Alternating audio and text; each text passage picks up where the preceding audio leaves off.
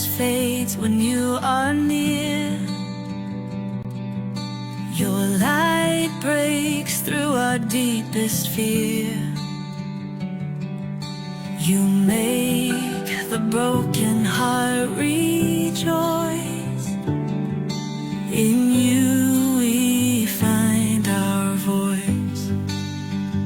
We lift you high above the skies.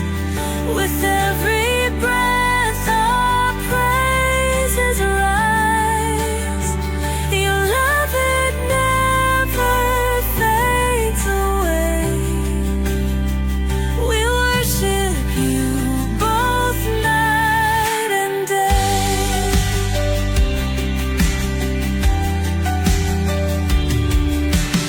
Chains are broken in your name. In you we are never the same. Your power flows like mighty streams, fulfilling all our dreams. We lift you high above the skies. With every breath our praises rise. Your love, it never fades away. We worship you both night and day.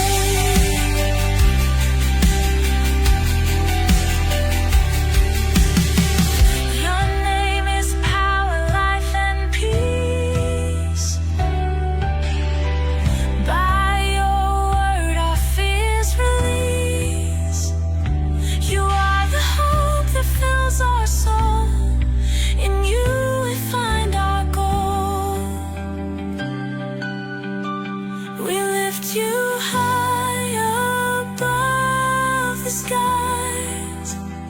With every breath our praises rise. Your love, it never fades away. We worship you both night and day.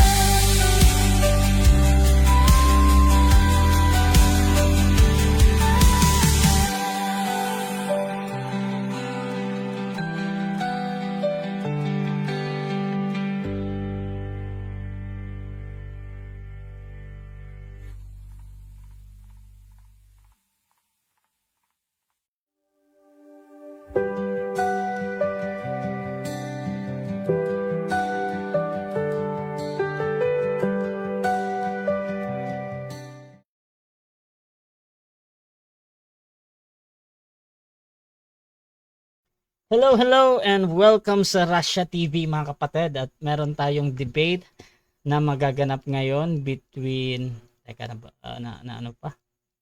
Na baliktad, wait lang. Ayun. So, mga kapatid, this is between Congregation of Israel versus Roman Catholic Church, mga kapatid. Ang topic na pag-uusapan ay patutunayan ng ating affirmative na walang tahasang talata sa Biblia na nagsasabi itinatag ni Jesus ang Roman Catholic Church. Again mga kapatid, ang topic natin ngayon ay patungkol dito sa walang tahasang talata sa Biblia na nagsasabing itinatag ni Jesus ang Roman Catholic Church. So affirmative natin si Brother Serayan at negative naman si Brother Jared, mga kapatid.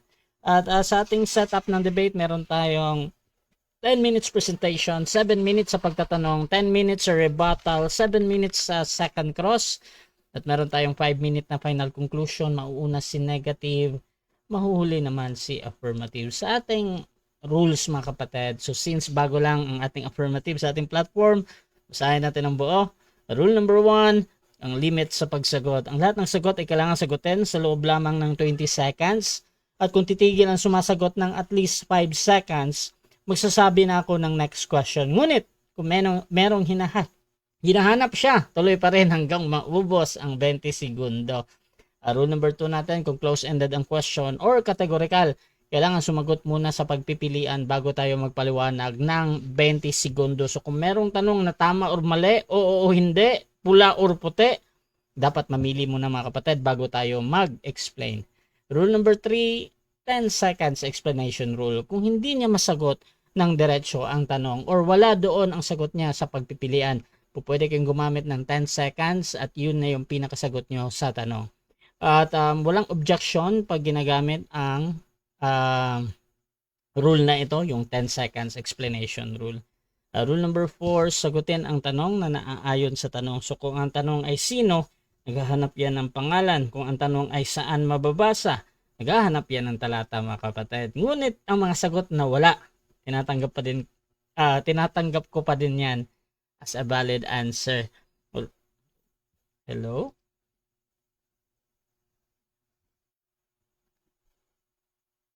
Ito ba okay na? Mic test? So try natin si Brother Syrian muna para mas ano. Hello bro, mas malakas ba? Much better ba? Hello? Hello bro, much better ba? Brother Syrian? Hello bro, mas okay ba? Mas okay ba? Okay, so dinig na. Ayan. So rule number 6 natin, parusa sa dalawang warning. So 2 warning galing sa akin, may disiplina yan. Minus 1 minute sa time niya. Rule number 7, isang objection lang at isang clarification every question at no objection during final conclusion. Rule number 8, no insult about physical appearance or mga pagmumura mga kapatid. Kahit pa pwede ito sa inyong mga kinaaniban. At meron akong mga pinapahintulutang salita gaya ng demonyo, kulto, sinungaling, mangmang. Mga ganun na sila pwede pa yung gamitin mga kapatid ha. Rule number 9, no challenge question. Ito yung mga tanong na kung mabasa ko or paano kung mabasa ko talo ka na. So hindi ko papayagang may tanong yan kahit pa sumang-ayon yung kabilang panig. Rule number 10, para sa sensitive question, pinapayagan ko kayong magtanong ng mga sensitibong paksa, kabilang doon yung mga personal na buhay. Ngunit meron ding karapatan ang tinatanong na piliing sagutin o hindi. Gaya ng this is too private, hindi po pwedeng sagutin, so po pwede yan. Rule number 11, disconnection time limit, 7 minutes lamang ako maghihintay. Rule number 12, bilang moderator, may kapangyarihan akong magtakda ng bagong rules na hindi nakasaad sa aking mga binabanggit. Kung ito lang naman ay kinakailangan, ito yung mga first impression mga kapatid. Ang aking pasya ay laging final and executory. Rule number 13, bilang moderator, ako'y nagsisilbing tagapangasiwa lamang ng debate na ito at hindi ako responsible sa anumang pananaw, paniniwala o pahayag ng mga debater. Ang mga sagot at opinion ay pananagutan ng mismong nagsasalita. Hindi rin ako mananagot sa anumang hindi pagkakunawaan, pagkasira ng relasyon o iba pang epekto dulot ng debate na ito. By the way mga kapatid, ako nga pala si Rasha Vista at matagal na po ako nagmo-moderate online. Halos siguro 7 years na po ako. At ako po yung tatayong moderator, streamer, timer sa debate na ito. So sumasang-ayon ba ang ating affirmative sa lahat ng nabanggit? Affirmative? Sumasang-ayon ko ba? Okay. At yung ating negative, sumasang-ayon ko ba? Yes, Brother Rasha, sa awa tulong ng Diyos para sa ayos ng ating debate, gaya ng nasa 14:40 ng unang Korinto. Okay, at before natin simulan ng ating debate, syempre gusto ko muna kayong magpakilala sa ating audience at baka pwede nyo ding ikwento paano ba nagsimula ang pag-uusap na ito at nandito na nga kayo at magdedebate mga kapatid. So unahin natin ang ating affirmative. Pakilala ka kapatid.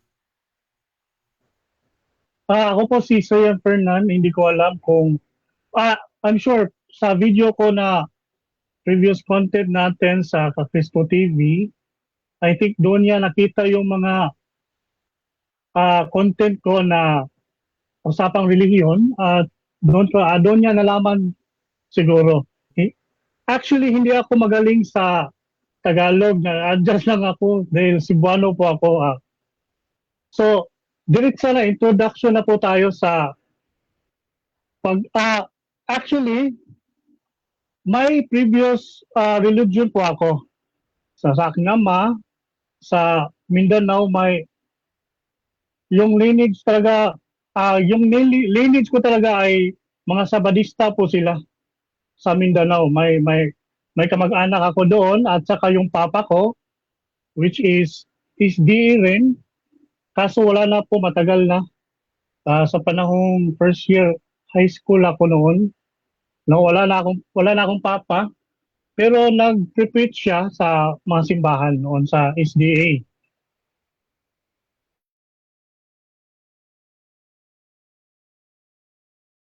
Pero ngayon hindi ako SDA ha. Matagal akong hindi nagsisimba sa SDA, mga high school lang din nung wala na ang papa. Pero ngayon, niligtas ako ng Panginoon. Salamat sa Diyos at hindi ako nag-SDA. Nakipagrelasyon ako kay Kristo at nag-study ako ng sarili, mga theology, eschatology at may sariling ministry na rin. Kaya ayon, nakilala ko si Jared sa matagal na sa pagiging CFD, yung MCGI pa siya sa debate at saka naging CFD siya. Nakilala ko yan na nakasubaybay ko siya. Yung na-convert siya, nakipag-usap sila ni Father Darwin, yung ganon. Yes, yun po yun. Okay. So, yan yung ating affirmative mga kapatid. At dako naman tayo sa tututol nitong paksa na ito. At paano naman niya tinanggap din ng ating hamon. Pakilala ka kapatid. Okay, yun. Ako si Brother Jared Almajoran, former member Church of God International at presidente na rin ng Iglesia ng Diyos kay Kristo Jesus Haligit sa Liga ng Katotohanan. At alam naman ni Brother Rasha yan sapagkat yan ang ating tayo naging kinatawan yan ng mga nakaraang taon, especially noong 2024. Yun, si Brother Fernan ay nakita natin ang kanyang mga atake sa simbahan at ito naman ay sasagutin natin na may kahinahunan sapagkat yan ang kanyang request. Gaya naman ang nasa 3:15 ng unang Pedro na dapat handa kayo sa pagsagot, ngunit sa kaayusan at kahinahunan. Yeah, Brother Fernan, makakaasa ka dun sa promise ko sa iyo, ano? Sa ikaw unawa ng mga tao. Because our argument based on logic, not on emotion. Focus tayo in argument, focus tayo in logic, dahil dyan makikilala ang katotohanan gaya ng nasa 7:17 naman. Munang badala siya at mabuhay ang simbahang katoliko. Okay, at mga kapatid, kung gusto nyo yung mga ganitong content at ganitong pag-uusap, please share yung ating live streaming ngayon. Or mag-comment kayo mga kapatid kung ano yung nakikita nyo sa debate dahil mamaya babasahin natin yan after ng cross-examination, every cross-examination. So, huwag din kayong mahiyang mag-comment mga kapatid. At syempre, kung gusto nyo na matag ang inyong mga friends, you can comment at highlights or at followers. Merong mga ganyan na key si Facebook. So, you can do it mga kapatid para mas madami pa yung makapanood. So, umpisahan na natin ang ating debate mga kapatid at bibigyan ko ng 10 minuto sa unang pagpapahayag ang ating affirmative sa kanyang patutunayan na walang tahasang talata sa Biblia na nagsasabing itinatag ni Jesus ang Roman Catholic Church. Brother Sirian, your time starts now. So magandang araw mga kapatid, mga kakristo. Gusto ko lang malaman na first time ko itong in-invite ng debate na naki-join ako sa first debate ko sa araw ngayon, August 9. So,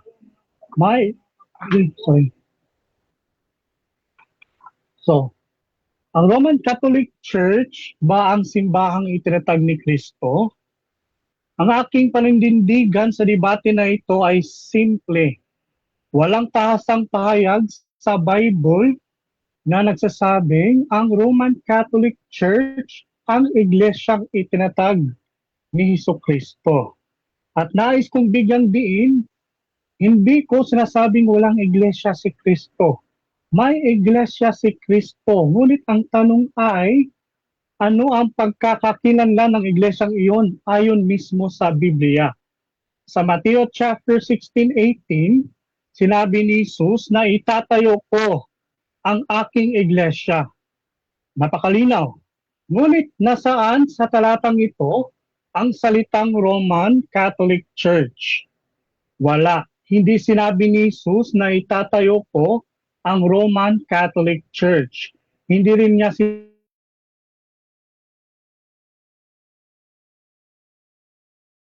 sinabing ang sentro ng aking iglesia ay nasa Roma. Hindi rin niya sinabing ang Bishop of Rome ang magiging supreme head ng buong iglesia. Kaya kung ang claim ng ay Roman Catholic Church ang mismong iglesia na itinatag ni Kristo, kailangan nilang magbigay ng malinaw na ebidensya. Ikalawa, sino ang batong panulok? Madalas gamitin ng mga Catholic faith defenders ang Matthew 16:18 upang sabihin na si Pedro ang pundasyon ng iglesia. Ngunit tingnan natin ang kabuuang turo ng Bagong Tipan. Sa Efeso chapter 2 verse 20, sinabi ni Pablo na ang iglesia ay itinayo sa ibabaw ng mga apostol at mga propeta. Hindi wala yun ha. Mga apostol at mga propeta. Ngunit idinigdag pa niya na si Christ, sabi niya na si Kristo Jesus din ang batong panulok. At sa unang Korinto 3:11, sapagkat sino man ay walang mailalagay na ibang pinagsasaligan, kundi yaong na ilagay na ito'y si Kristo. Kaya malinaw po ang sentro. Si Kristo ang pundasyon at ang batong panulok. Pero ang tanong ngayon, lahat ba ng umaangkin sa pangalan ni Kristo ay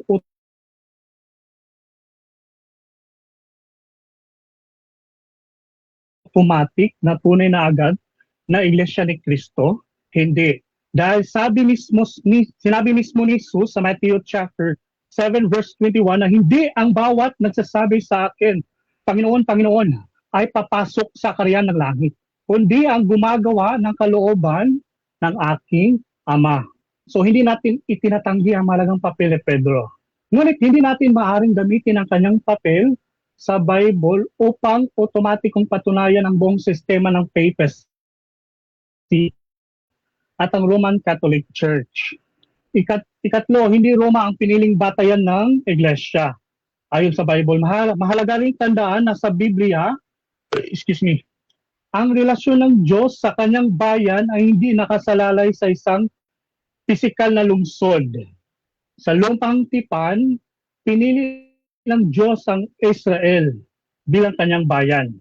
Ngunit sa Bagong Tipan, ipinakita ni Kristo ang katuparang iyon, ang katuparan ng layunin ng Diyos sa pamamagitan ng pananampalataya kay Kristo at sa Bagong Tipan. Hindi sinabi ni Jesus na ang bayan ng Diyos ay ang mga taong nasa ilalim ng isang pisikal na lungsod na tinatawag na Roma or bagong modern state ng Roma. Hasalit ang pagkakakilanlan ng bayan ng Diyos ay nakasentro kay Kristo. Sa Galatia 3 verse 21, sinabi ni Pablo na kung kayo'y kay Kristo,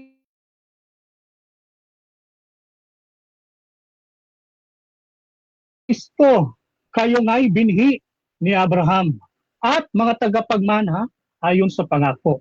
Pansinin natin sa teksto, sinabi dito na kung kayo'y kay Kristo, kayo nga'y binhi ni Abraham. Ang spiritual na pagkakakilanlan ng bayan ng Diyos ay nakaugat kay Kristo, hindi sa pagiging mamamayan ng Roma o pagiging bahagi ng isang particular na pisikal na lungsod. Kaya sinabi ni Pablo sa Roma chapter 9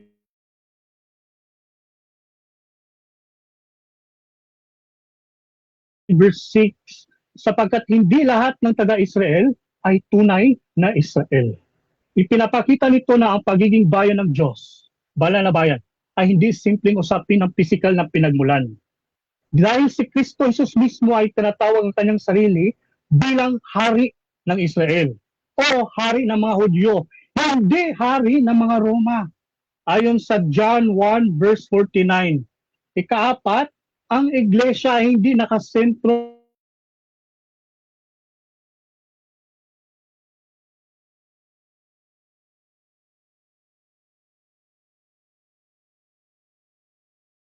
sa Roma. Yes, may sinabing greetings from Rome, pero hindi ibig sabihin nito na sinasang-ayon worship doon sa Rome. Parang sinabi ni Jesus hates sin but not the sinners. So, sa bagong tipan, makikita natin ang mga iglesia sa iba't ibang lugar. Jerusalem, Antioch, Corinto, Galatia, Epheso, Philippos, Thessalonica, Roma at marami pang iba. Ngunit hindi sinabi ng mga apostol na ang lahat ng mga iglesyang ito ay dapat nasa ilalim ng Roman Catholic Church na nakasentro sa Roma. Sa halip, ang sentro ng kanilang pananampalataya ay si Jesus Christ. Sa Colossus 1:18, sinabi rin na siya ang ulo ng katawan sa makatuwid bagay nga ng iglesia. Sino ang ulo? Sinabi dito na si Kristo, hindi ang Roma, hindi ang isang pope, hindi ang isang bishop ng Rome. Si Kristo. Isa pang mahalagang punto natin na mababasa natin sa Book of Revelation chapter 7 na ang 144,000 na sa Revelation chapter 7 verse 4 sinabi dito na narinig ko ang bilang ng mga tinatakan, no? Tinatakan. 144,000 na tinatakan mula sa bawat angkan ng mga anak ni Israel. Pagkatapos binanggit dito ang Judah. Wala na Jared. po sa tema ang ipinapahayag ng ating pinalanggang igsuon. Our topic is about true church, not about the salvation, and not about in a book of Revelation.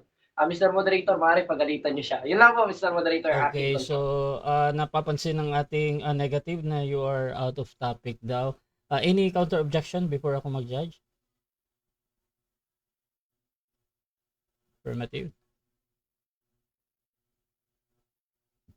Affirmative, any counter objection before ako mag-judge? Hello? In-explain ko sa affirmative, yun po yung tatayo ko. Dahil kung negative po siya doon, mag-start Okay.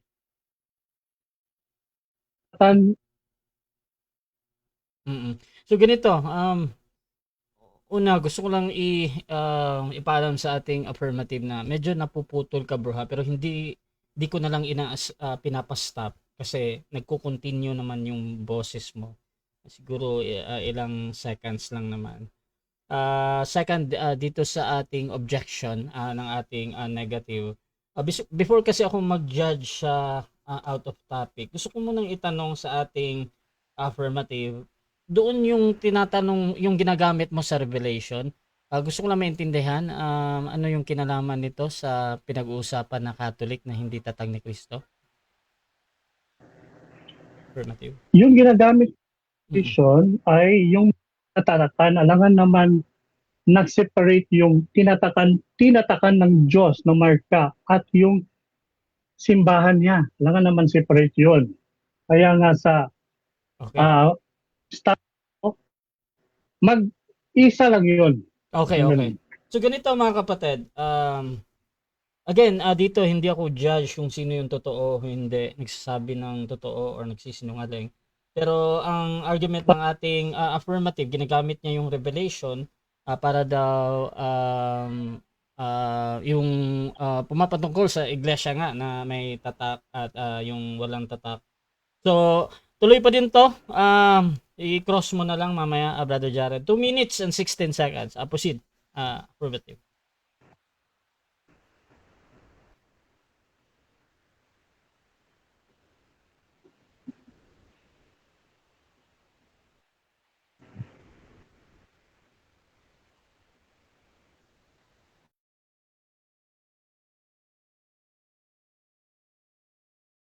Tapos ito ako. So sinabi dito sa Revelation chapter 7 verse 4, narinig ko ang kabilang bilang ng mga tinatakan, 144,000 libo na tinatakan mula sa bawat angkan ng mga Israel. Pagkatapos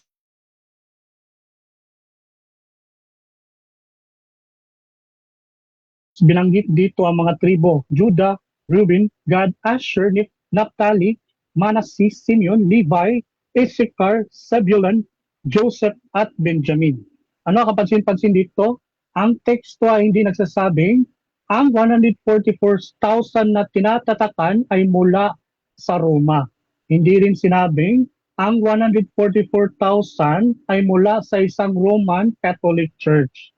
At lalong hindi, sorry bro, at mas lalong hindi ang 144,000 ay mula sa tribo ng Roma. Ang malinaw na terminong ginamit ng Revelation ay ang mga angkan ng mga anak ni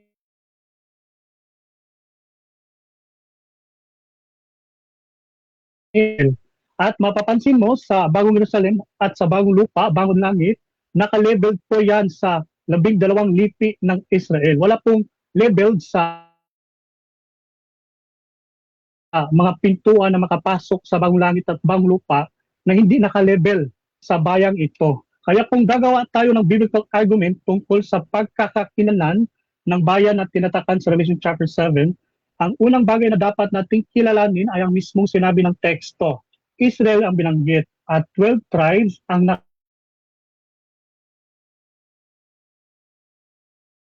nakalista na makakapasok sa Bagong Langit at Lupa. So pagiging reborn Christian po yan. Hindi ko sinabing Israel at Christian ay separate. O sige, thank you. So, dyan nagtatapos ang unang pahayag ng ating affirmative. Again, napuputol ka affirmative pero nagtutuloy naman yung salita mo. So, I hope maging okay tayo sa cross-examination. No? So, bibigyan ko ng 7 minutes sa unang pagtatanong ng ilang ating negative. Proceed, Brother Jared. Okay, premise ito, Mr. Moderator, premise. Okay, ito muna ang ating premise. Ayon sa ating tema, patutunayan mo na walang tahasang binanggit si Kristo na itatayo ko ang Iglesia Katolika Apostolika Romana, open and close parenthesis, walang nakalagay ayon sa Biblia at referensya. Ito ang tanong. Sa 16:18 ng Mateo, ano ang sabi ni Kristo na siyang referred sa 9:31 of Book of Acts na meron tayong mababasa ng Iglesia Katolika? Itatayo ko ang aking iglesia, patunay na meron siyang tahasang sinabi? O ang sinabi ni Kristo 16:18 of Book of Matthew, hindi ko itatayo? Anong kanyang sinabi? Itatayo, patunay na meron tahasang sinabi o hindi itatayo? Categorical, brother. Itatayo. Hindi itatayo. Nakamute ka, bro. Nakamute yung ating affirmative. Okay. Itatayo o hindi?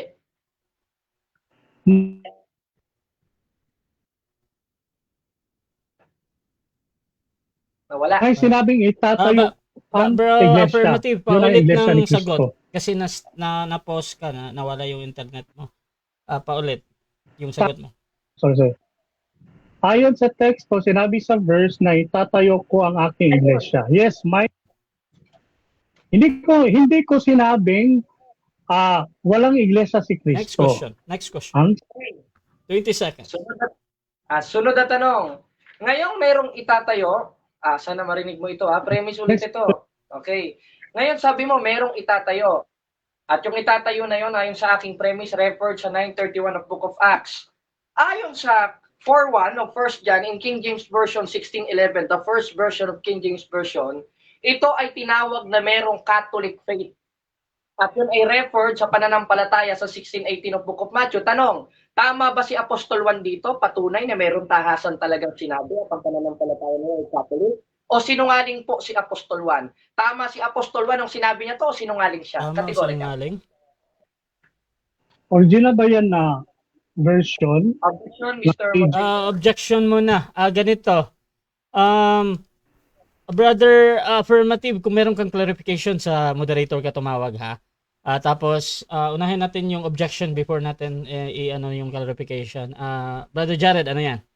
Okay, sorry brother Sirian but I need to object you.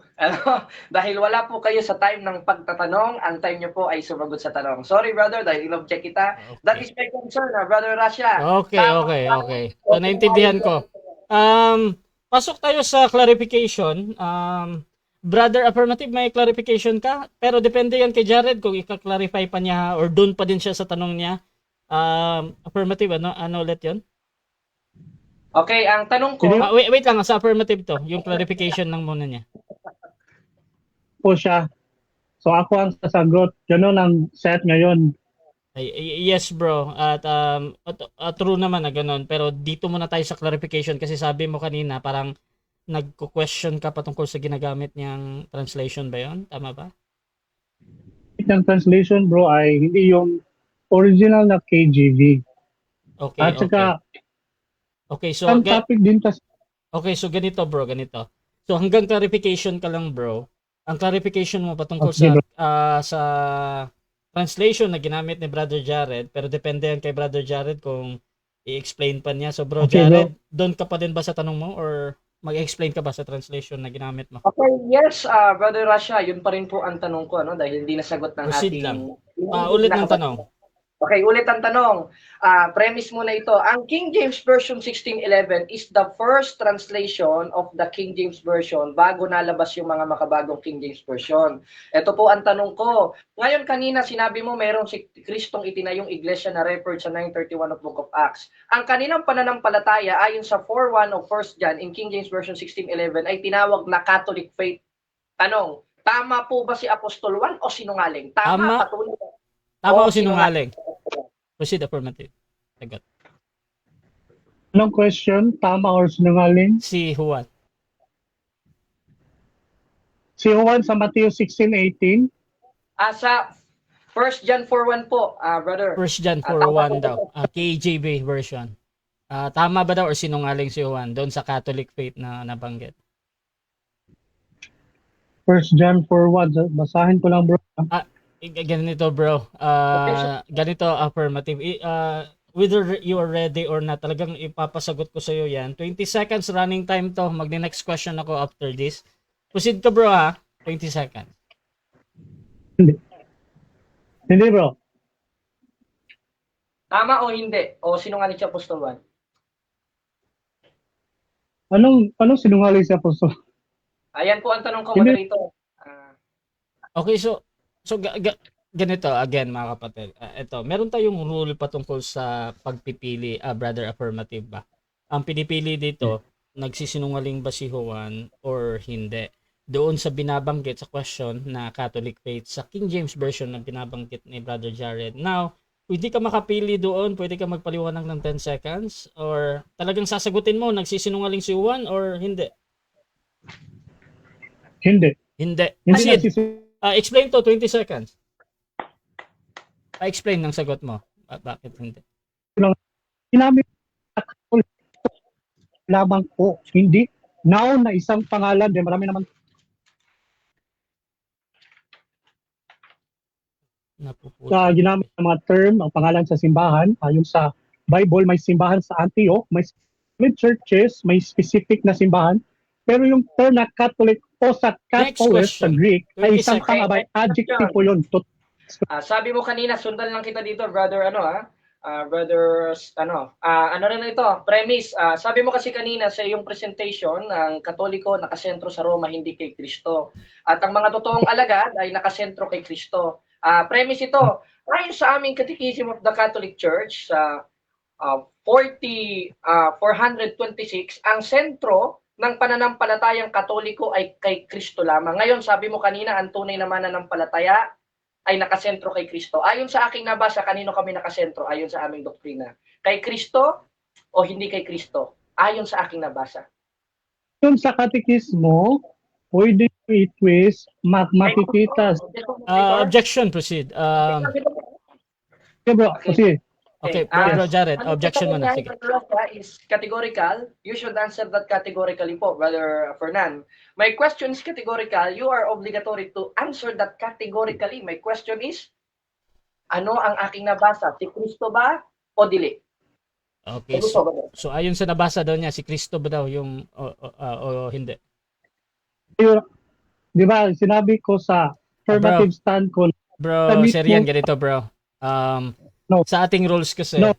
bro, Serian, wait lang, affirmative ha. So, na-object na kasi ito ng negative. Kailangan ang unang lalabas sa bibig mo yung categorical ha. So, ang tinatanong ni Brother Jared, ayon daw sa nabasa niya doon sa Catechism, sino daw? Si Kristo ba o hindi? Yung sentro? Hindi ang daw. Hindi. Hindi yung sagot mo? So yung pakiulit lang po, Paulit, Brother Jared, paulit. Okay, ulitin ko yung tanong ko, Brother Fernan, ano? Ang akong pangutana, klaro kaayo, nga, paminawan ni mo, nga, hindi ba magsulti sa ako ang, gikan sa akong hunahuna, oy? Okay, sumala sa akong nabasa, sa among doktrina, sa Catechism of the Catholic Church 426, ang sentro sa among pagtuo, usara, ang atong Ginoong Hesukristo. Sumala sa akong nabasa, kinsaman ang sentro sa among pagtuo. Si Kristo, sumala sa akong nabasa, o dili si Kristo? Categorical. Kristo or hindi si Kristo? Sumala sa akong nabasa. Sa kung sa Bible bro, yes, hindi. Sumala sa I mean, CCC. Sa kita katisip. Sumala sa katisip si Kristo, yes. Okay, Si Ayun. Kristo yun. explain. Kung Okay. sa Bible ang natin, sinabi rin sa Matthew chapter 7 verse 21, hindi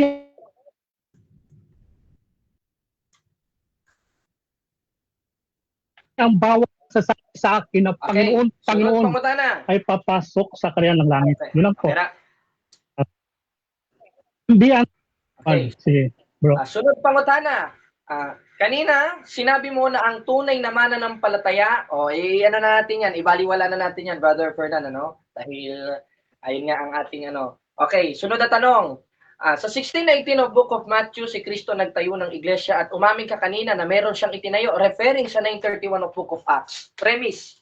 Sa 9:31 of Book of Acts, ang mababasa natin sa La Sagrada Biblia ay Iglesia Katolika Apostolika Romana. Ngayon, sabi mo kanina sa iyong pagsagot, refer dito sa 16:18 of Book of Matthew. Tanong, tama ba dito si Apostol Pablo o nagkamali? Categorical. Tama. Tama? Okay, Okay, explain mo na. Explain mo na. Si ayon sa adjective na term na Catholic ay isang adjective. Pwedeng para sa simbahan ng Israel. Pwedeng may specific po yun na simbahan. Pero yung bayan ng Diyos ang tinutukoy na simbahan. Yung Catholic sa Greek ay isang pang-abay sa lahat ng bahagi. Pwede yung gamitin sa lahat ng bahagi na sentence. Sa adjective, hindi Next po question. yun. Okay. Next question. Last 1 minute. Okay, sunod na tanong, brother. Ngayon, sabi mo kanina, tama si Apostol Pablo. At ang sabi ni Apostol Pablo sa 9:31 of Book of Acts sa La Sagrada Biblia ay Iglesia Katolika Apostolika Romana. Ayon sa iyong pagkakarinig na sinabi mong tama si Apostol San Pablo, ano ang sinabi niya sa 9:31 of Book of Acts? Iglesia Katolika o Muslim? Categorical. Iglesia Katolika. Okay, Yes? explain. Okay, salamat. Kaya, sabi ko, yung Catholic ay tumutukoy sa pang-abay, adjective po yun. Hindi pangalan ng isang denominasyon. Alam po yun. Okay, sunod na tanong. Okay, ngayon sabi mo, Catholic o Iglesia Katolika Apostolika Romana. At ito naman ay Time. inabi mo 7 kanina. minutes time. Okay, so Ayan. dyan nagtatapos ang unang pagtatanong ng ating negative. Dako tayo sa unang pagpapahayag ng ating negative. Pero bago yan, shoutout muna sa ating halos 117 live comments ngayon mga kapatid. Shoutout dito kay Archie Gokson. Mawiwindang na iyan kapag kapag nilabasa ng ibang Bible translation. Shoutout din kay Christian Gernale Jared, Matthew 16:18. And I say also thee that thou art a Peter, upon this rock I will build my church, and the gates of hell shall not prevail against it. Shoutout din kay John Endoza, policy of language ang ginagawa ni Jared. Shoutout din kay Roger Katig, magkaiba po ang I will build my church sa I will build my church. Shoutout din mga kapatid kay dito tayo, nagsasagutan sila dito. Binder Scotch, dito din kay Pastilan, ang layo ng doktrina ng Roman Catholic Church sa mga itinuturo ni Kristo. Sus Ginoo, ayaw nag-ipilit. Uy, bautismo kay Kristo, wisik-wisik ang sa Katoliko. Ito din mga kapatid, dito kay Archie at kay Candy C. Ayan, makadiyos kanyan. Pakialamero, ayan sabi niya. So mga kapatid, tuloy-tuloy tayo dito at dako tayo sa negative presentation. Brother Jared ng Roman Catholic Church, your time starts now. Ayan, mga higala, mga igsuon, maayong gabi kanatong tanan at sa atong pinalanggang igsuon nga si kapatid igsuong Fernan. Salamat sa sportsmanship, ano? Sabi ko sa iyo, may promise ako, may isang salita ako eh. Ano, hindi tayo gaya nung dating style natin sa pakikipagdebate. Depende lang sa kausap, pero dahil mabait ka, ay ganoon rin ang ipapakita ko sa iyo bilang isang Kristiyanong Katoliko. Ngayon, mga kapatid, mga kababayan, nakita naman po natin ang mga sagot. Tinulungan tayo sa pag-stand ni Brother Fernan na meron palang tahasang nabanggit sa Biblia, no? Na si Kristo ay nagtayo nga usara nga tinuod nga simbahan. Na ayon sa 931 of Book of Acts, sa La Sagrada Biblia, inamin niya, tama si Apostol Pablo dito, ay Iglesia Katolika Apostolika Romana. Ngayon, sa papaanong paraan ba ito itinayo? Maliwanag po sa 1618 of Book of Matthew, hindi natin tema yung kung sino pinagtayuan, kung sino kausap, hindi natin tema yun. Ang tema natin kung nagtayo ba o hindi. Nagtayo eh. At umamin siya na yung tinayo na yon sa 1618 of Book of Matthew referred sa 931 of Book of Acts na tinawag na Hymen et Ecclesian Catholes. Wala tayong tutol kung adjective yon. Hindi natin pinag-usapan kung adjective, noun, pronoun, etc. Pero kung tanungin mo ko dyan, mailabas tayong referensya, brother. Ano? Hindi naman tayo naubusan ng references. Ngayon, sa 1619 of Book of Matthew, sabi ni Kristo, o kay Pedro, sa ibabaw niining bato, pakatukuron ko ang akong simbahan. O sa Tagalog, o kay Pedro, sa ibabaw ng batong ito, itatayo ko ang aking iglesia. At yung iglesia na yon ay ang utos sa 28:19 ng Mateo, maliwanag ng maliwanag, mangalat sa buong bansa, especially sa Roma. 1:7 ng Roma, sa lahat ninyong mga nasa Roma, pinalangga sa Diyos, no? Iniibig ng Diyos, tinawag na mga banal, sumainyo nawa ang kapayapaan ng Diyos na ating Ama at sa ating Panginoon Kristo. Aba, yung iglesia na pala na yun, pagkatapos mangalat, nakarating pala sa Roma. At hindi lang sa Roma, nakarating sa Macedonia, nakarating sa Corinto. Kaya si Apostol Pablo, mayroong mga may mga sulat siya sa Corinto, tinawag na Church of God, Church of the Living God. At sa 2020 of Book of Acts, tinawag yun na proskete o ecclesian tooteo, na ang word na teo refer doon sa nagtayo na si Kristo na teo, na naparito sa 5:20 ng unang 1, kaya tinawag rin to sa 16:16 ng Roma na Ecclesiae Toho Christo. Ang word na Ecclesiae Toho Christo is nominative plural, referring dun sa church in Rome na nangalat na ayon sa 931 of Book of Acts na sinang-ayunan ng ating kapatid ay tinawag na Iglesia Katolika Apostolika Romana. Na ayon sa 3:15 ng unang Timoteo, ang haligi ug sukaranan sa kamatuoran o ang haligi at saligan ng katotohanan. Amen? Amen. Palakpakan natin ang Panginoon. O diba? Salamat sa mga kapatid na nandito. Diba? Isa lang. Tapos na ang usapan. What is the foundation and pillar of the church? And what is the church? 931 Book of Acts, according to the original translation, we have the Greek interlineal here. According to 931, Hymen et Ecclesian Catholes. And the word Catholes means universal, means Catholic, referred to the church in Rome in 1:7 of Book of Romans, and referred to 20:28 of Book of Acts, and referred to 16:18 of Book of Matthew, na o you, Peter, upon this rock I will build my church.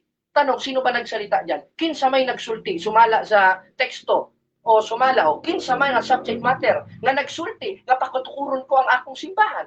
Usara, ang atong Ginoong Jesucristo.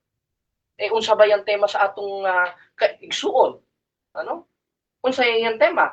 Pamatudan niya na walang gisulti si Kristo nga gitukod niya ang simbahang Katoliko. That is the topic. Ngayon, nagiba ba ang topic? Gibang-giba po. Ano? Napakagiba. Bakit? Dahil meron sinabi si Kristo, sinang-ayunan niya. Na ano? Na ikay Pedro, sa ibabaw ng batong ito itatayo kong aking iglesia. Ngayon, kung hahanapan tayo ng letra por letra sa 16:18 of Book of Matthew, lalabas po niyan, kakontra tayo sa aral ng mga apostoles. Dahil ang aral ng mga apostoles sa 3:6 na 2 Korinto, maliwanag na kami naman na pinamaging sapat na ministro ng bagong tipan, hindi sa titik. Hindi sila for letter, hindi sila letra por letra, pero hindi yan ang pinag-uusapan natin. Ikina-clarify ko lang. Ngayon, kung magtanong ang ating kapatid na ito naman ay adjective, wala po tayong tutol doon. Referring naman talaga pwede sa tao, yung word na universal, yung word na Catholic, referred rin sa puno because that is a adjective. Ano? The terminology In that word, referring to word Catholic is also referred to an animal, etc. Lahat, Pero, sa teksto na yan, maliwanag na maliwanag mga kapatid, ayon po sa mga Bible commentary, iisa lang po referred yan. Kaya, Brother Fernan, ito po, pakinggan nyo ito, Brother Fernan. Ito po, basahin natin dito sa kasaysayan. Ano po ba ang ating mababasa? Kung saan ba referred yung Catholic na yan? Referred ba sa tao? Referred ba sa unggoy? Referred ba kay Tarzan? Baka naman merong Tarzan dyan, O basahin natin dito, meron tayong references sa Groyler Encyclopedia and Knowledge, Volume 5, page 106. Anong mababasa natin? Catholic, General Catholicos, Universal, General term, generally applied to the divine society founded by Jesus Christ. Tapos, ang word na Catholic na adjective, ayon dito sa referensya at sa mga Bible commentary, generally applied to the divine society founded by Jesus Christ. And what is the church? Ayon sa kasaysayan, dito po sa Groyler Encyclopedia, o dito sa basahin natin, the New Book of Knowledge Encyclopedia, the Catholic Church is church founded by Jesus Christ. At sumala sa Google, who is the founders of the Catholic Church? Jesus Christ himself. In 1st century, na record sa 2028 of Book of Acts, 16 ng Roma, na siyang inaangkin ng Iglesia ni Cristo at ng mga andating daan na nagpipiling Iglesia ng Diyos. Iisa lang ang pinatutungkulan niyan.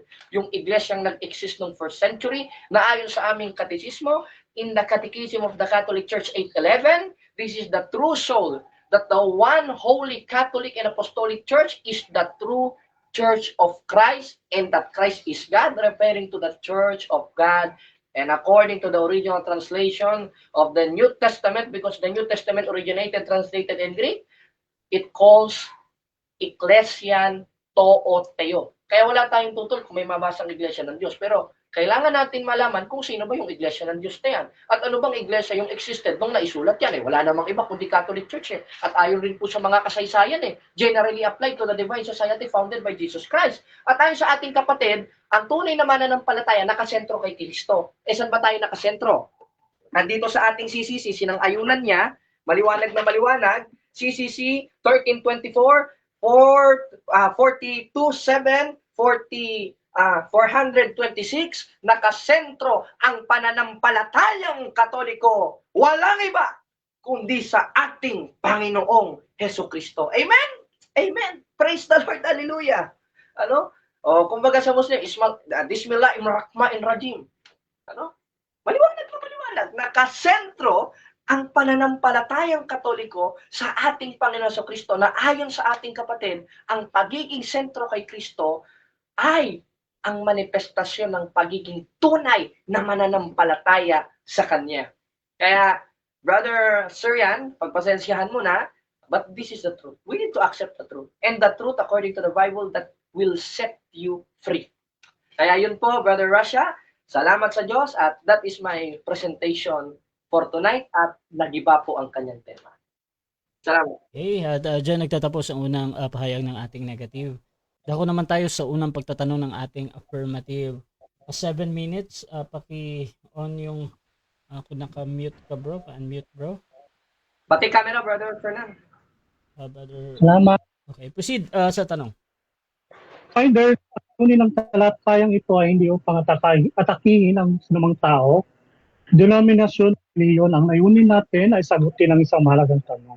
Ano talaga ang tinuturo ng Bible? So, morning. So, asa na to? Question bro ha? Question bro.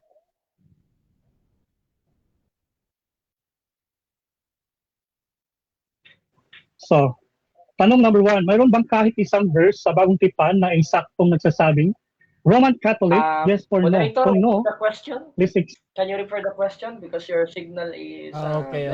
Paulit ng tanong. Medyo napuputol kasi brother affirmative. Pero mayroon bang kahit sige, sa Bagong Tipan na eksaktong nagsasabing Roman Catholic Church, yes or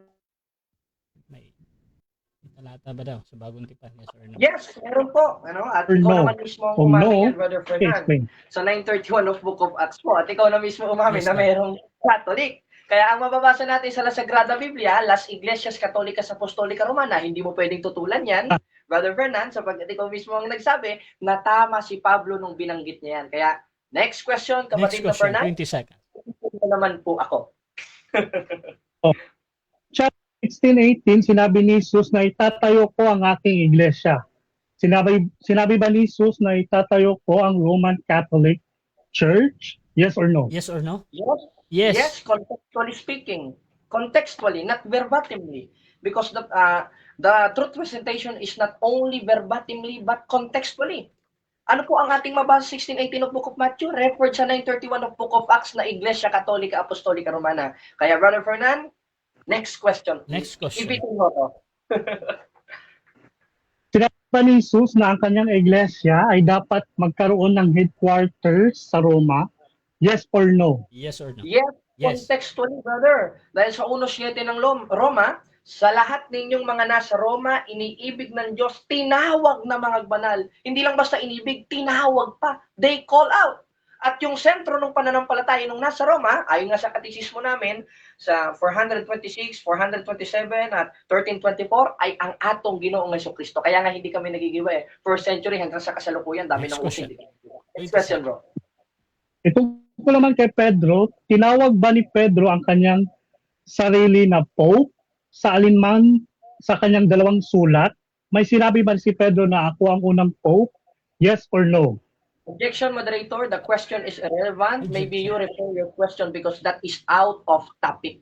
Or maybe that is a compound question. Okay, so objection dito out of topic. May counter objection ba ang ating affirmative or mag-iiba siya ng tanong? Tinawag ba ni Pedro ang kanyang sarili na Pope sa isang simbahan ayon sa Bible? That is irrelevant, Mr. Moderator, because Okay. our topic is about true church, not about the Pope. Maybe next time when we are...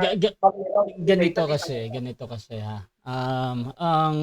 Ang ating affirmative nagtatanong patungkol doon sa Pope, doon sa tinawag daw kasi technically ang Catholic kasi merong Santo Papa at tinatanong niya kung meron ba daw ganun inline doon sa Catholic Church na pinag-uusapan. Yan, pinapasok ko to na question. However, pwede namang sagutin ng 10 seconds kung talagang sa affirmative ito ay labas sa pinag-uusapan. So, gagamitin mo ba?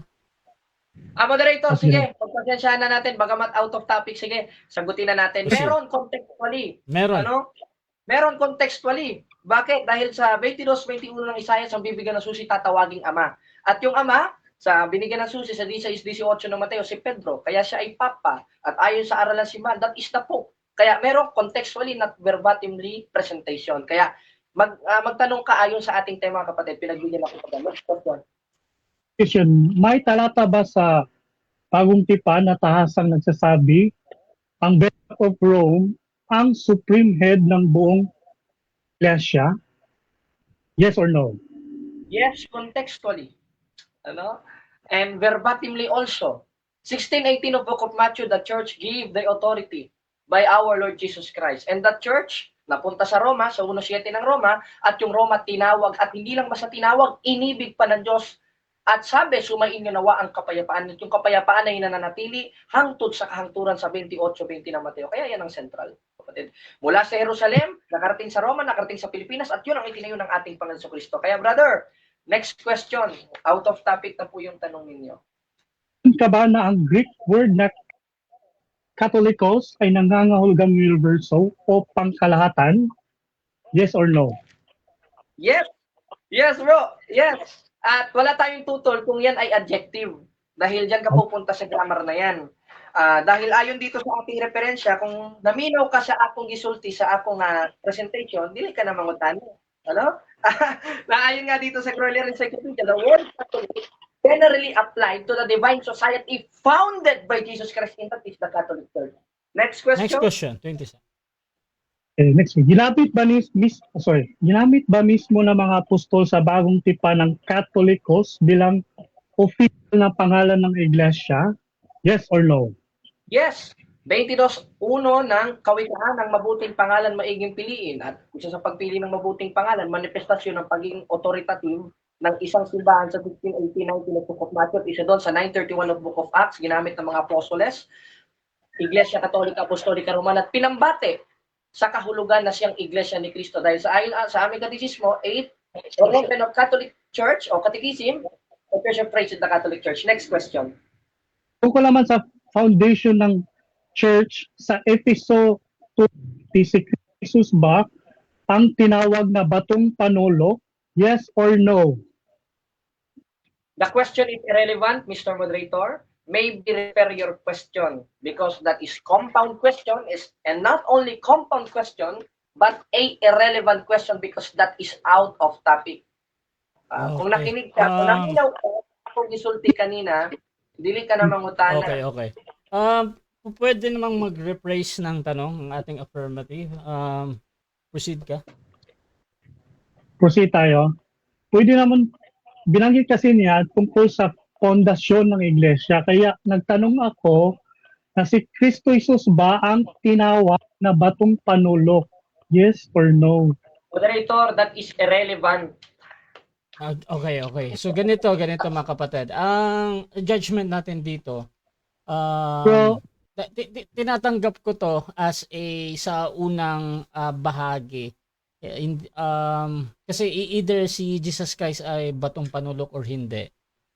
It doesn't connect doon sa true church doon sa Catholic ba. So pwede namang i-construct pa ng maigi, pwedeng i-rephrase or mag next question. So bro Syrian, proceed bro. Last 1 minute. 3:11 sinabi ni Pablo, walang ibang mailalagay na saligan kundi si Kristo. Tutol ka. Tutol ka ba daw? The question is irrelevant, Ba? Mr. Yes or Moderator. no? Warn him because the question is compound question and not only compound question but speculative question and not only speculative question but irrelevant question. That is out of topic. Okay. So ganito. I think naintindihan ko na yung punto ng ating nagtatanong. Kasi as a Roman Catholic, tinutukoy doon yung bato si Pedro at tini-question niya yung true church patungkol sa bato na tinutukoy din sa batong panulok. Now, gusto ko ipasok ito sa ating question. Bro, paulit ngayon ng tanong, bro Syrian. Ulit ang tanong.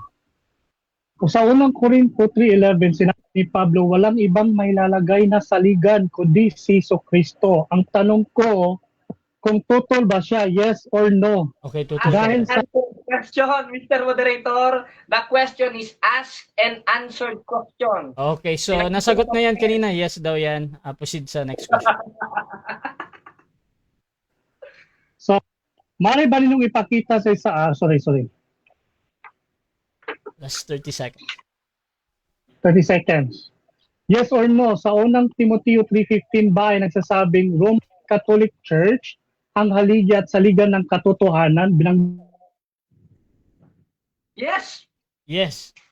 Yes, pero dahil sabi ko nga kanina, brother. Yes or no? Sorry, yan, kung nakinig ka, di mo na itatanong yan.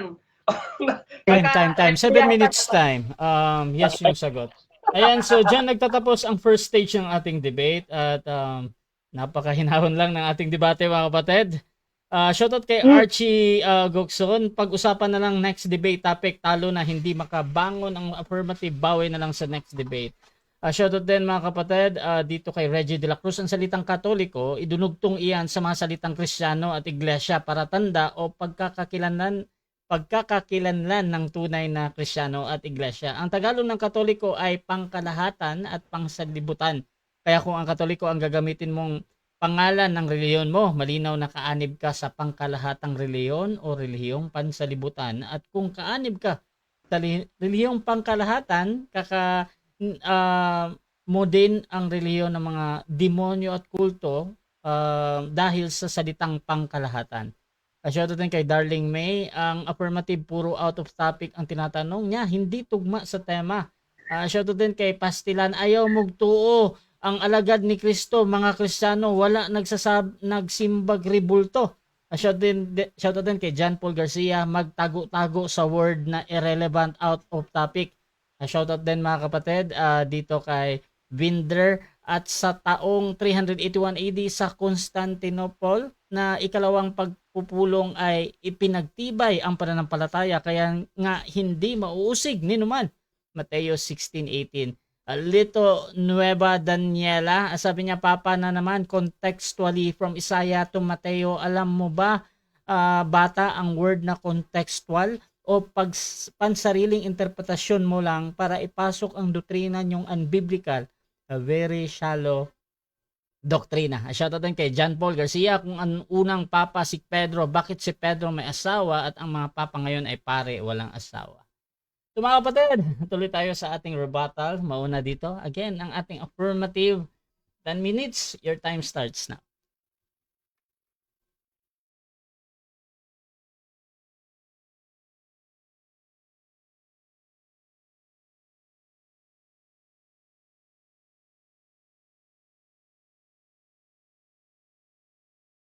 Sige bro, sige bro. Sige bro. So, tuloy ko lang to.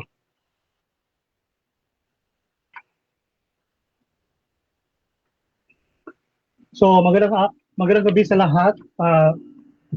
Ito po yung ikalawang bahagi ng ating affirmative. Hindi na natin ulitin ang unang argument tungkol sa pangalan ng Roman Catholic Church. Salip, Bible alone. Kapag nakita ng Bible kung sino ang bayan ng Diyos at kung ano ang kanyang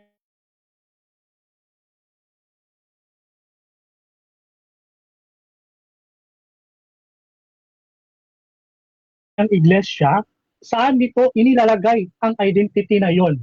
At dito makikita natin ang biblical identity ng bayan ng Diyos ay nakasentro sa covenant, no? So identity, nakasentro sa covenant, Israel, kay Jesucristo, at sa spiritual na bayan ng Diyos. Spiritual, hindi yung modern states of Israel ngayon. Hindi sa isang at hindi rin sa isang particular na Roman institution. So, ang bagong tipan mga kakristo, ang bagong tipan ay ginawa lamang sa House of Israel at House of Judah. Ayon sa verse, walang mababasa na isang particular na denomination para lamang sa House of Israel at House of Judah. Sinabi dito sa Hebrews 8, verse 8 to 11. Sinabi dito na narito, dumarating ang mga araw, sabi ng Panginoon, na ako'y gagawa ng bagong tipan sa sambahayan ni Israel at sambahayan ni Judah.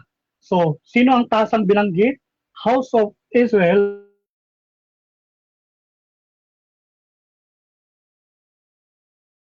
at Judah. At ang nakapakalagang bagay, ang mismong passage na ito ay binanggit rin sa Jeremiah 31. So, it is mirror to Hebrews 8, verse 8 to 11. Hindi sinabi na I will make a new covenant with Rome. No, hindi rin sinabi na I will make a new covenant with the Roman Church. So, ang biblical language sa text ay House of Israel and House of Judah. Kaya kung pag-uusapan natin ang identity ng New Covenant people, wala pong binanggit na House of Gentiles. So mali-mali kasi yung mga theology ng scholar, ng mga kinuha ninyong scholar na paniniwalaan. Kaya kung pag-uusapan natin ang identity ng New Covenant people, hindi natin maaaring burahin ng Israel sa biblical narrative at basta palitan ito ng Rome.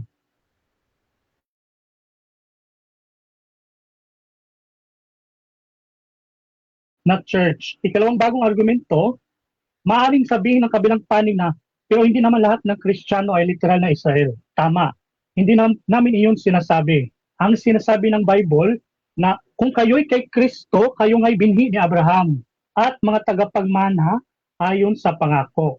Hindi sinabi ni Pablo na kung kayo ay nasa Rome or mga binhi ng taga nasa Rome, hindi niya sinabi. Sinabi niya kung kayo ay nasa isang particular na institusyon, hindi niya sinabi. Sinabi niya kung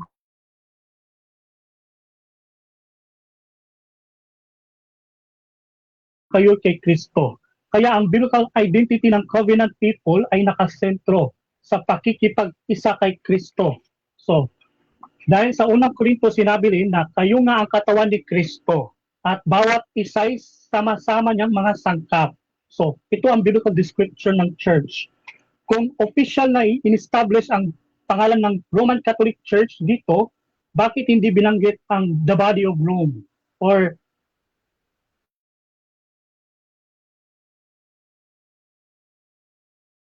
the body of the Pope or the body of a particular city of Rome, di ba? Sinabi na sa Bible na body of Christ. At sa Episode 1 verses 22 hanggang 23, sinabi ni Pablo na ibinigay ng Diyos si Kristo bilang ulo sa lahat ng mga bagay sa iglesia na siyang katawan niya. So kaya ang biblical structure ay napakalinaw. Kristo ang ulo. Church ay body. Kung ganoon, ang identity ng church ay dapat hanapin sa relationship nito kay Kristo. Hindi lamang sa geographical headquarters nito na tinatawag nilang Rome. So ikaapat na bagong argumento, sinabi rin, tinuturo rin ng mga apostol na ang Temple of God ay hindi isang Roman building or Roman Catholic building or Bishop of Rome building. Isa pang napakahalagang biblical identity, sinabi dito na hindi baga ninyo nalalaman na kayo'y templo ng Diyos at ang Espiritu ng Diyos ay nananahan sa inyo, sinabi ni Pablo. At sa unang Korinto din, chapter 6 verse 19, ang katawan ng mananampalataya ay tinatawag ding templo ng Espiritu Santo. Kaya ano ang ipinapakita nito sa Bible?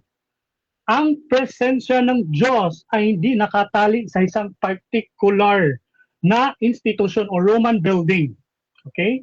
Hindi sinabi ni Pablo na ang tunay na templo ng Diyos ay nasa Rome. Ang New Covenant people mismo ang nagpicture bilang temple ng Diyos ang katawan. Kaya ang biblical church ay hindi pangunahing nakikilala sa pamamagitan ng isang geographic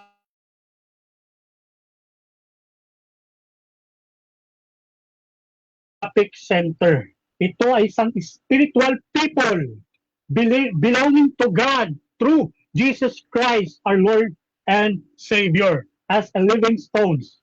Ang mga mananampalataya, ang mga believers ay living stones. At dito naging napakalakas ang connection. Ayon kay Pedro, sa 1 Peter chapter 2 verse 5, sinabi dito na kayo rin naman na gaya ng mga batong buhay ay itinatayo na isang bahay na ukol sa Espiritu. Pansinin sa teksto, ang church ay inilarawan bilang isang spiritual house. At sino ang tinutukoy dito? Ang mga believers. Hindi isang political city, hindi isang Roman headquarters, hindi isang earthly institution lamang. At sa verse 6, muling binanggit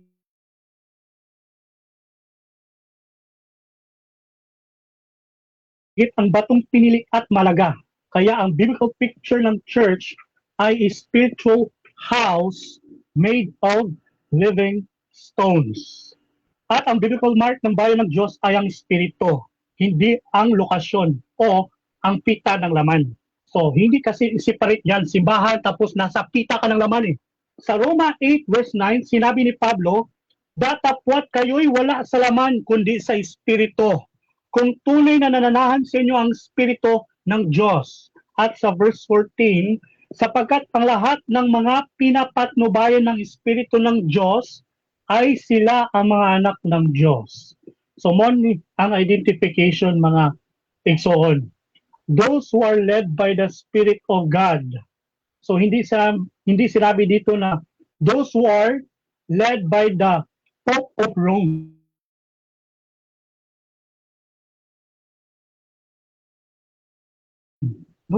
Sinabi dito, those who are led by the Spirit of God. Hindi those who belong to a particular earthly city of Rome. Ang biblical identity po ay spiritual. Tungkol naman po sa 144,000 ay, sorry, ilang minutes na po, bro? Tungkol naman po sa 144,000, bro. Tungkol naman po sa 144,000 ay binanggit bilang mula sa mga tribo ng Israel. Pagkatapos binanggit ang mga pangalan ng mga tribo. Kung tinanggap natin si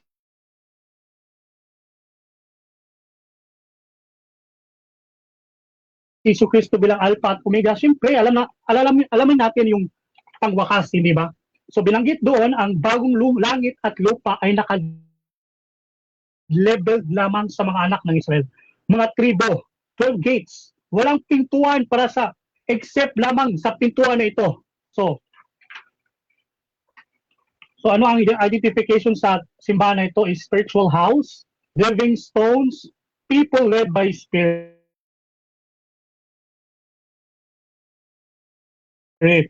tribes of Israel. Ang mga ito ay biblical categories. So we need to define it through Bible lang. Hindi tayo lalabas sa Bible. Ito kasi yung categories ng Bible. Hindi natin kailangan magdagdag ng isang bagong category at sabihin Time. ang defining. Okay, thank you. Dako tayo sa second cross ng ating negative. Brother Jared, your time starts now. Okay, first question, kapatid. Premise muna ito. Ayon sa ating tema, walang tahasang binanggit si Kristo na itinayo niya ang Roman Catholic Church. Unang tanong, ayon dito sa The Philippine Unique Nation by Sonia M. Saides sa page 123, the greatest legacy of Spain to the Filipino people is Christianity, specifically the Roman Catholic Church. Strangely, this church is founded by Jesus Christ. Sumala sa akong nabasa, kinsa man ang nagtukod sa katolikong simbahan. Sumala sa akong nabasang aklat, si Kristo o ikaw? Categorical. Ako? Si Kristo o ikaw? Sagot. My question is categorical. Answer that categorically. Yan. Bro? Proceed sa sagot, bro. Sino daw yung nagtatag? Si Kristo o ikaw? Yun. Sumala sa akong nabasa. According daw sa kanyang nabasa kanina, doon sa history ni Side. Bro, affirmative proceed. Anong sagot? Hindi si Kristo. Okay, proceed. Wansay tubag? Hindi si Kristo lang tatag. Hindi daw Hindi si si Kristo. Okay. Sunod na tanong. Ano ulit ito? Premise ulit ito parang hindi narinig. The greatest legacy of Spain to the Filipino people is Christianity, specifically the Roman Catholic Church. Strangely, this religion was Asian origin, founded by Jesus Christ. Ayon dito sa aklat na ito, dili gikan sa imong hunahuna. Sumala dito sa aklat na ito, kinsay founder sa simbahang Katoliko? Si Kristo o dili si Kristo? Sumala sa ako nabasa nga imong napaminawon karon.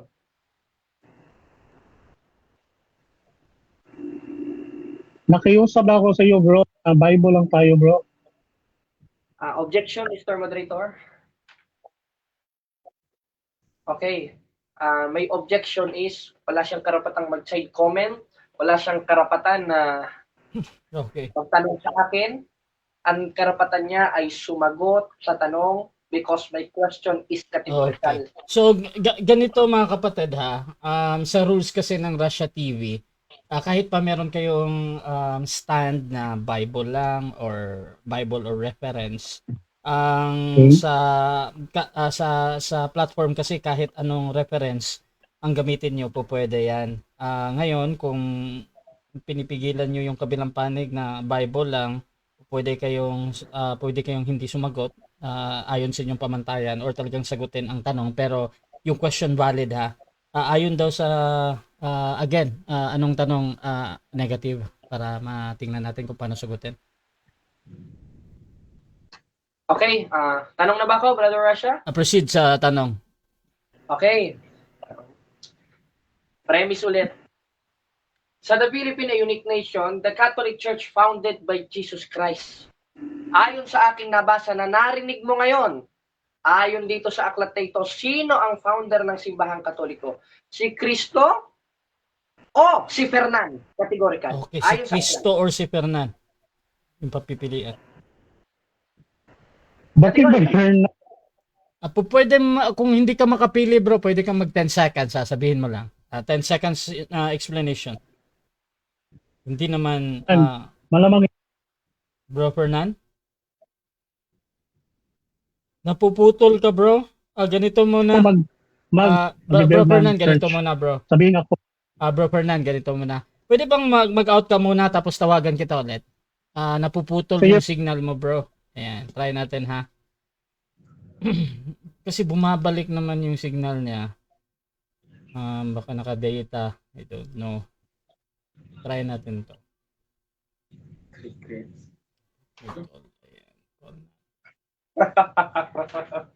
Ayun. Brother Fernand, dinig mo na? Okay. Bro, Jared, paulit nga yung tanong bro. Okay, paulit-ulit tayo dito, Mr. Fernan. Pero naka-time stop to ha. Proceed lang. Okay, sa the Philippine a unique nation, naririnig mo naman yata ito. Hindi tayo pwede magbingi-bingihan dito. The Catholic Church being founded by Jesus Christ. Narinig mo, narinig ng mga audience, ayon sa aking nabasa. Ayon sa aking nabasa, sino ang founder ng Catholic Church? According on this book, Christ, patunay na bagsak ang tema mo o hindi si Kristo? Okay, Christ o hindi si Kristo? Maaaring sinabi dyan sa libro nyo or sa katikismo, si Kristo ang nagtayo. Ngunit, Continue pa sa sagot. Napuputol talaga ha. Continue pa. 7, hindi lahat ng nagsasabi na pangkapasok kundi sa kalooban ng ating Ama. Okay, Ano next po? question. Next question. Sunod na tanong, hindi katikisim ito.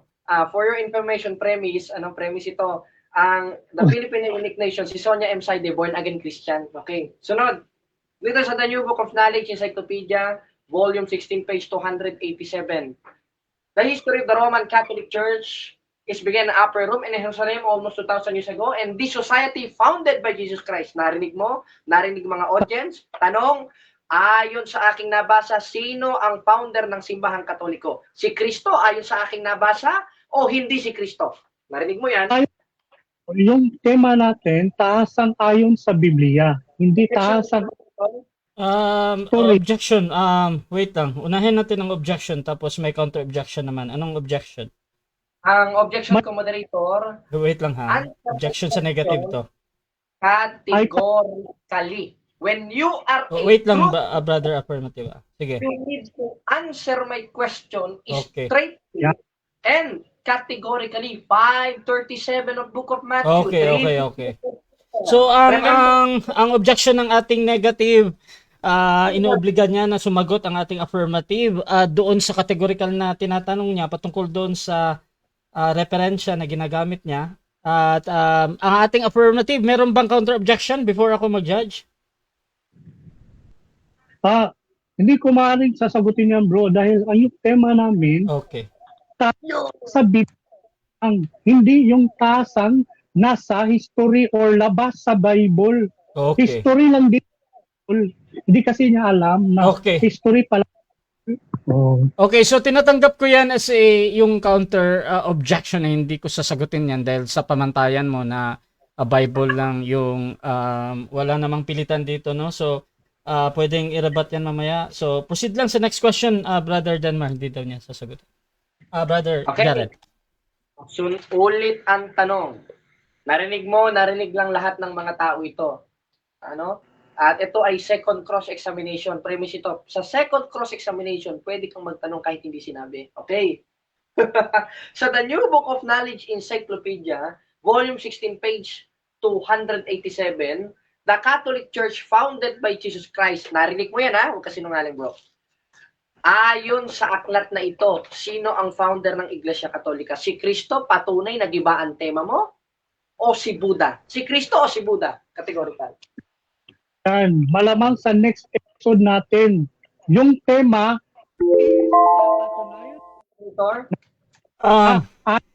Wait lang mga kapatid. So, umabot na kasi sa time din nung before nag-object at sumagot ha. A few seconds na lang talaga. So, diyan nagtatapos mga kapatid ang ating second cross kasi running time yan. Dako tayo sa negative na rebuttal. Ayan. So, proceed Brother Jared. 10 minutes bro. Okay, mga kapatid, mga kababayan, nakita natin sa second cross-examination, wala pong nasagot si Brother Fernan. Pasensya na, Brother Fernan, ano? I need to be frank, ano? Kita nyo naman, wala siyang nasagot. Halos lahat binabalik niya nung mga tanong natin, ano? Dahil he is out of argument. Makinig ka kasi, Brother Fernan. Yan ang kailangan, makinig ka. Kanina kasi nagtatanong ka, yung mga tinatanong mo, halatang hindi ka nakinig. Dahil sa 8:47 ng 1, ang sa Diyos ay nakikinig ng salita ng Diyos. Kailangan natin makinig ng salita ng Diyos, lalo na pag nandito tayo sa isang forum ng debate. Dahil kailangan merong kaayusan sa 14:40 ng unang Korinto. Medyo nawalan ako ng gana eh. Kita nyo naman kanina, energetic ako. Ngayon, mga kapatid, mga kababayan, ang sabi ni Brother Fernan, ang book daw ni Sonia M. Saide is a catechism. No, that is not catechism. That is a historical book na isinulat ni Sonia M. Saide. At si Sonia M. Saide ay hindi po Katoliko, kundi isang born-again Christian. Kaya ang atong argumento, diligikan sa atong CCC, diligikan sa akong hunahuna, kundi diligikan sa hunahuna sa mga kaibayo sa pananampalataya sa simbahang Katoliko. Gaya ni Sonia M. Saide. Ano bang ating mababasa? Ngayon si Kristo nagtayo ng simbahan, maliwanag na maliwanag, at sa 9:31 of Book of Acts, yung simbahan tinawag na Iglesia Katolika Apostolika Romana, at yung Iglesia Katolika Apostolika Romana tinawag na Churches of Christ and Churches of God sa 20:28 of Book of Acts and 16:16 of Book of Romans. Tinawag, maliwanag, nangalat. Pagkatapos mangalat, tinawag na Hymen Ecclesian Catholic. Saan ba ito napunta? 1:7 ng Roma, sa Roma. Pagkatapos ng Roma, 28:19 ng Mateo, utos dumaganap sa lahat ng bansa. Pagkatapos ng paglaganap sa lahat ng bansa, yung nasa Roma napunta sa Espanya. At yung nasa Espanya napunta sa Pilipinas. At yung napunta sa Pilipinas, nagaling sa Espanya, nag-umpisa sa Jerusalem, na ayon dito sa The New Book of Nali Encyclopedia, itinayo ni Kristo. Ayon kay Sonia M. Saide sa Philippine Ionic Nation, the greatest legacy of Spain to the Filipino people is Christianity, specifically the Roman Catholic religion. Strangely, this religion was Asian origin, being founded by Jesus Christ in Palestine. Kaya nga nasa pasyon namin, magmula sa Jerusalem, lahat ay inyong libutin. Ibig sabihin, nagmula sa Jerusalem. At yung nagmula sa Jerusalem, ayon dito sa The New Book of Nali Encyclopedia, ay itinayo ng ating Panginoong Kristo. At yung nasa Jerusalem, napunta sa Roma, 1:7 na Roma, napunta sa Espanya, bla bla bla bla bla. At yung napunta sa Espanya, napunta sa Pilipinas, na ayon nga, ulitin ko na naman, kay Sonia M. Saide, ay maliwanag na maliwanag, founded by Jesus Christ. That is my rebuttal. Kaya nga naisip ko yung kanta, Brother Syrian, dahil na-miss ko nang kumanta sa debate, kantahan na lang kita. Dahil unang-una, ano pang maire-rebat ko narebat ko na ang lahat. Yung tema, hindi mo naman napatunayan, kundi bagkus nag-iba, at umamin ka pa sa pagtatayo ko sa aking negative stand. Ano na? Well done. Tapos, panalo na sa debate. Ano pang gagawin natin? Diba? Kaya next time, Brother Fernan, ay mag-aral po tayo ng mabuti. 34 days sa ng Isaias, inyong saligsigin sa aklat ng Panginoon. At bukod sa mag-aral, magsuri 4:1 ng unang 1. At yung mga nasa comment section, huwag kayong ma-inlove sa akin, yung mga protestante. Alam ko, pogi ako, pero huwag kayong ma-inlove sa akin dahil nakakamatay yan. Lalo na yung mga galit na galit niya sa comment section. At yun nga, mga kapatid, mga kababayan, napatunayan natin, nagiba natin ang kanyang tema at hindi niya naitindig ang ating tema sapagkat lahat ng ipinesenta natin ay solid references and extra biblical sources. Si Brother Fernan nag-chat GPT. Tayo wala tayong chat GPT. Si Brother Fernan nagso-search ang kanyang mga argumentation galing sa chat GPT. Tayo hindi. Ang dala lang natin dito, old school lang. Mga printed na solid evidences, at ito yung luma nating Biblia, galing pang MCGI at lahat. Kaya nga brother, para matigil yung gulo sa isip mo, kantahan na lang kita. Alam mo yung walang tigil ang gulo sa aking pag-iisip mula nang tayo'y... wag yan, pag sad song yan eh. Ano ba yung Brother Mago na alam mo na yung masayang kanta? Baka may alam ka dyan. O meron ka bang alam? O sige, mag-request ka ikaw, Brother Fernand. Baka meron kang alam na ng kanta dyan. O, di ba? O, kaya mga kapatid, mga kababayan, ating napatunayan, inaksaya ko na lang yung oras dahil tinamad na ako eh. Ating napatunayan na meron kapitulo, versikulo, historical evidences na ang simbahang Katoliko ang itinayo ng ating Panginoong Hesukristo, period. Period. Pag sinabing period, wala nang bawian yan. Dahil dati akong MCGI eh. Kaya ako noon, ang akala ko, hindi. Kaya ikaw, Brother Fernand, kasama ka sa panalangin ko. Kaya nga meron tayong kasunduan di ba? At sana maliwanagan ka, matanggal ang pagkabulag sa iyong mga mata, 4:4 ng 2 Korinto, at wala na, tapos na. Pero meron pa tayong second cross-examination, I will accept that. Sasagutin natin ang iyong mga tanong. Kung ang tanong mo is not compound question, speculative question, asked and answered question, irrelevant question, and all of fallacious question, sagutin natin yan para sa ikauunawa ng tanang mga tao na palangga sa Ginoo. Kaya Brother Rasha, na natin para makapagtanungan na. Opisyal nang wini-wave ng ating negative yung kanyang oras sa pag-rebuttal. Dako tayo sa second cross ng ating affirmative. 7 minutes, your time starts now. So, ito po yung question ko, May binanggit ba sa Hebrews 8 verse 8 ang Roman Catholic Church bilang covenant people? Yun ang May mas yes or no? Sige. Sa Hebrews chapter 8,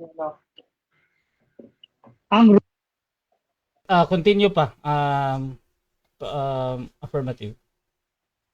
ko, may binanggit ba sa Hebrews chapter 8 verse 8 ang Roman Catholic Church bilang pangalan ng covenant people? Yes or no? Yes or no? May binanggit ba daw? Contextually, moderator, dahil yan ang ating patutunayan.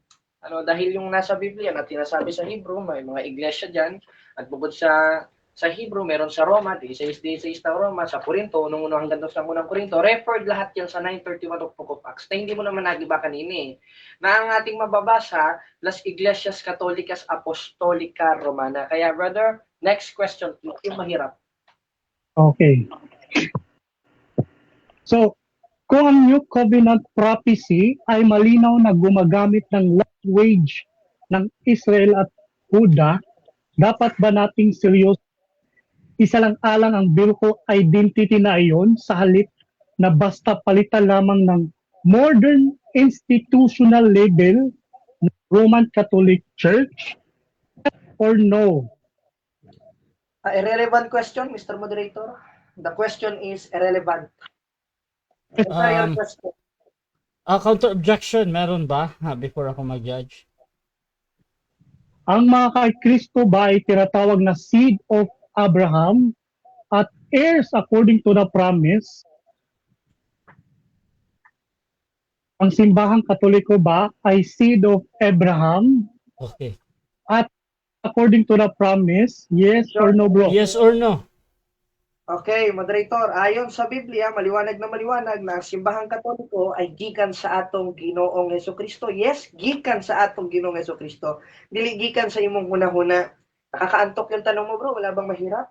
Kaya hindi mo natutulan na ang Iglesia Katolika Apostolica Romana yung iglesyang itinayo ni Kristo ayon sa Biblia. 9:31 of Book of Acts, hindi mo nagiba na Iglesia Katolika Apostolica Romana. Question. Tinawag ba ni Pablo ang mga believers na body of Christ? Yes or no? Yes, because they are all members of the same body. And that body is the temple. Yung body, meron yung mga members. At yung mga members, tinawag sa 3:16 of 1 Corinthians na temple of God. Spiritual temple of God and merong literal temple of God. Kaya ng pinagkakatipunan ng mga apostoles na ayon sa Portuguese, el separando unánimes todos los días no templos. Kaya, next question. Ang church ba ay tinatawag din katawan ni Kristo? Malamang official na ito sa Bible na may katawagang Objection, Roman moderator. Objection muna, Sorry. maunang objection. Proceed. Moderator, malamang. The question is calls for hearsay. Ano? So- Malamang. Yung word na malamang. Okay, Remove okay. that. Okay, counter objection meron ba before ako mag-judge? Ah, ang Pablo na mga believers ay temple of God, hindi temple of Rome? Yes or no? Okay. So, yun, proceed sa sagot. Tinatanggap ko yun. Tinatawag ba daw na... okay, yes. Yes. Moderator, ang sagot ko yes because the temple of God is the members of same body in 3:6 of Book of Ephesians. Hindi ka nakaipit, brother, dahil yung tanong mo calls for hearsay kasi bakit, tsaka ano. Refer your question, hindi mo nag-iba ang tema at yung temple of God is member of the same body and that body is referred in 1:7 of Book of Rome in Rome and that calls Iglesia Católica Apostolica Roman 9:31 Book of Acts. Next question. May binanggit ba sa Bible ang tribe of Rome sa listahan ng bagong langit at lupa? Yes or no? Moderator, the question is calls for hearsay. Meron ba? Meron ba sa kalangitan? Calls for hearsay question. Remove the meron ba sa kalangitan. Okay, I think negative. Nagtatanong yan na meron ba, meron o wala. Answerable siya ng meron or wala. Yung question niya. Ngayon, brother affirmative po ulit ngayon tanong. So, ito pa yung tanong. Meron bang binanggit na tribe of Rome sa bagong langit at lupa? Kasi inaangkin na kasi ninyo na si Pedro ang binagyang susi, no, para sa karya ng langit. Ngayon, tatanungin kita, binanggit ba ang tribe of Rome sa listahan ng mga makakapasok sa bagong langit at lupa? Meron ba daw sa yung Rome? Moderator, bagamat ang tanong niya is called for hearsay, pagbigyan natin siya para matuwa na. Dahil nantok na ako eh. Maliwanag na maliwanag, hindi lang Rome, kundi lahat ng bansa, tanang mga nasyon. James 34:35 nagawa. Kaya kung tutol ka, lakad, kausapin mo si Apostol Pablo. Next question, please. Next question. Pero, kung nag-iba, na ang ating Panginoon Kristo ang Next question next question. Question. Asa na po?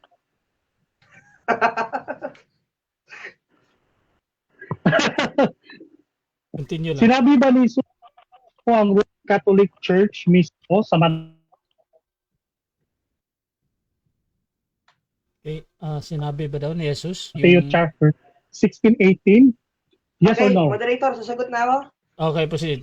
Sinabi ba daw ni Jesus? Okay, bagamat ang tanong ay calls for hearsay, fallacious question, sagutin natin para matuwa si brother. Yes, sapagkat sa 14:37 ng unang Korinto, lahat ng sinusulat ni Pablo galing kay Kristo. 1:3 ng unang 1, nakita at narinig nila. Anong sabi? 9:31 of Book of Acts, Iglesia Católica Apostolica Romana. Na in Greek, the original translation of the New Testament, Hymen Ecclesian Catholic means universal referred to Church of Rome. Next question. Therefore, that will be considered as one holy Catholic Apostolic Church. Next question, please. Church bilang katotohanan. Sa episode chapter 2 verse 20 ba, si Jesucristo ba ang tinatawag na batong panulok? Yes or no? Wala tayong tutol doon, Mr. Moderator, ano? Pero hindi ibig sabihin noon ay hindi na si Kristo Hindi na. nagtayo ng iglesia. The question, Moderator, the question is assume facts not in evidences because that is not our topic. Next Assume question. facts not in evidences. Next question. Matutong magtanong, bro. Last 48 seconds. So napakalino, no? Si Kristo ang batong panulok at sinabi rin sa unang Korinto 3:11, sinabi ni Pablo na walang ibang mailalagay na salitan kundi si Jesucristo. Totoo ka ba? Yes or no? Tutol ka ba daw? No, ba't ako tututol No. sa Biblia? But in your self-interpretation, tutol ako doon. Bakit? Dahil self-interpretation mo, pinagpapalagay mo, hindi si Kristo nagtayo. Ano naman kung mabasa yan dyan? Hindi na ba ibig sabihin nun? Hindi na si Kristo nagtayo? Maliwanag na maliwanag, hindi mo natutulan, kaya nakakatamad sa aking mga kasaysayang binasa, pati sa Biblia, that Christ founded one church and that church is foundation. Time. 7 minutes time. Iglesia Time Katolika na mga kapatid. So diyan nagtatapos ang second stage ng ating debate. Dako tayo sa final conclusion. Mauna dito si Brother Jared. Bilang negatibo mga kapatid sa ating paksa na walang tahasang talata sa Biblia nagsasabing itinatag ni Jesus ang Roman Catholic Church. Bilang negative, your time starts now.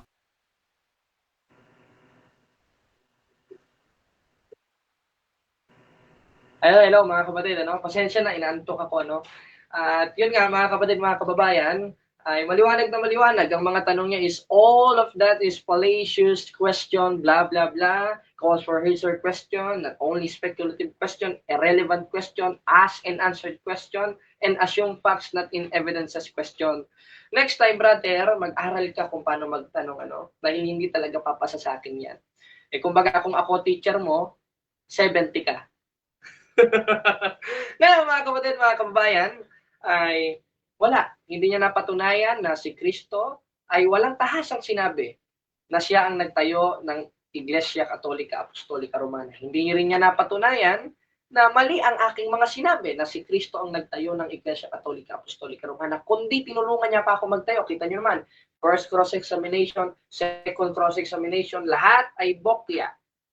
At bukod sa bokya, umamin siya na tama ito, umamin siya, hindi lang tama ito, kundi Iglesia Katolika Apostolika Romana mismo ang nakasulat. Kaya mga kapatid, mga kababayan, mag-isip-isip tayo, Bukod sa mag-isip-isip, ay talinuhan po natin ang pakikinig. At bukod sa talinuhan natin ang pakikinig, ay maging alisto tayo, lalo na sa mga aral, lalo na kung kayo Katoliko, baka mamaya makarinig kayo ng ibang ebanghelyo, sabi nga ni Pablo, 1:8 ng Galacia, kayo mat kami, isang anghel, ang aral sa inyo ng ibang aral, ay itakkoy. Yung mga talatang binasa niya, wala naman tayong tutol yun Pero hindi ibig sabihin nun, hindi na si Kristo nagtatag ng Iglesia Katolika. Bakit? Sapagkat yung mga talata na mismo na yun is supportive verse, kaya hindi ko sinasagot directly, is supportive verse, maliwanag na si Kristo ay nagtayo ng simbahang Katolika. Sapagkat hindi naman siya magiging bato kung hindi siya nagtayo.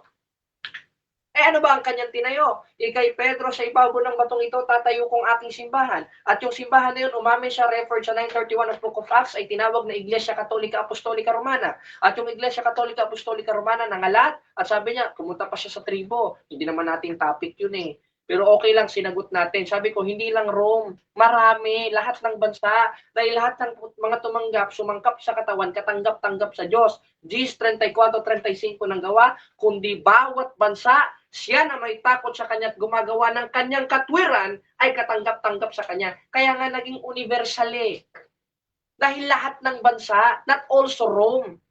Our topic is not about Rome.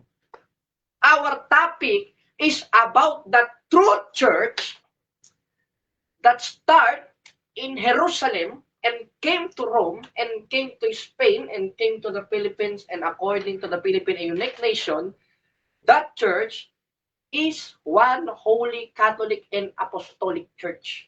Yan, basic na basic, Brother Fernan, Pag nilay-nilayan mo po yan, wag niyong ipuputol, dahil masama magputol-putol. I-post mo ng buo ang debate, ipopost ko ng buo ang debate para magkaalaman kung sino talaga ang nagsasabi ng katotohanan. At maliwanag naman na nailitaw natin ang katotohanan. Na ang nagtayo ng simbahang Katoliko ay ang ating Panginoong Jesucristo. Kaya congratulations, Brother Fernan, sa iyong pagkatalo sa debate na ito. Daghang salamat. Kaya, alam mo, Brother Fernan, ang mapapayo ko lang sa iyo ay magsuri ka pa. At bukod sa magsuri ay huwag natin putol-putulin ang mga video. At bukod sa huwag natin pagputol-putulin ang mga video ay maging tapat po tayo sa ating sarili.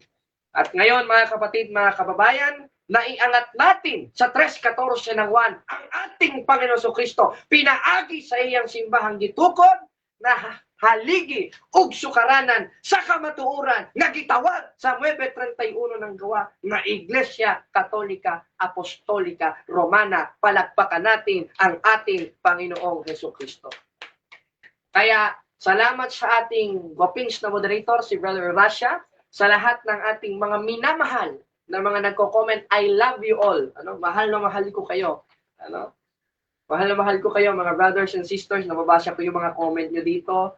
Ano, at antok na rin tayo. Kaya maliwanag na maliwanag, panalo ang simbahang Katoliko sa debate na ito kung saan ating napatunayan na ang nagtatag ng simbahang Katoliko ay ang ating Panginoon sa Kristo. Yan na po ang ating presentation.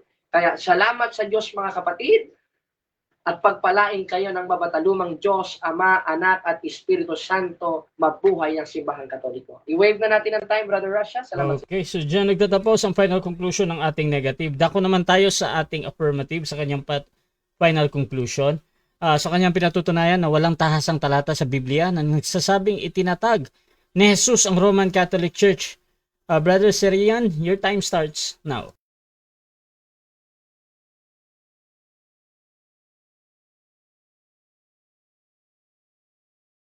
Mga kakristo at mga tagapakinig, bago natin tapusin ang debating ito, balikan natin ang pinakamahalagang tanong.